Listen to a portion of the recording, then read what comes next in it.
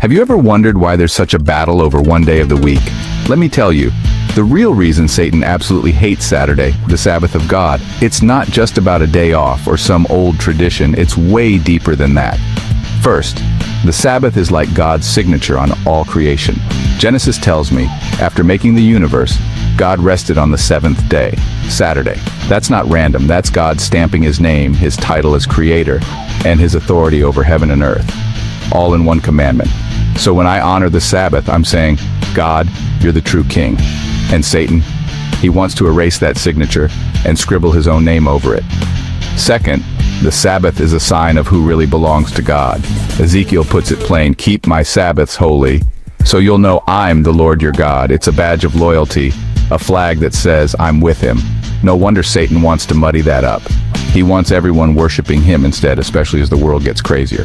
Third, the Sabbath stands in the way of Satan's fake worship system. Sunday worship?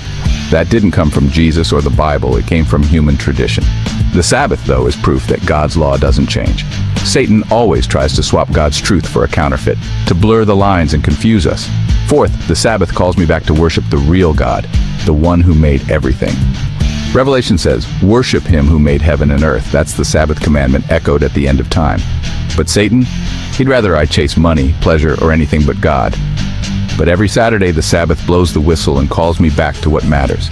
And finally, the Sabbath is about rest, real, spiritual rest. Not just kicking back, but resting in what Jesus finished for me. The Sabbath says, you're saved by grace, not your grind. Satan hates that. He wants me to stress, strive, or just give up. Here's the truth. The Sabbath is God's weekly reminder that he's king, not Satan. Jesus never changed it. The apostles never changed it. It's still the seventh day, blessed, sanctified, and holy. That's why it's targeted, twisted, and hidden, because it's God's eternal sign of loyalty. So next Saturday, remember, you're resting in the victory of the true king.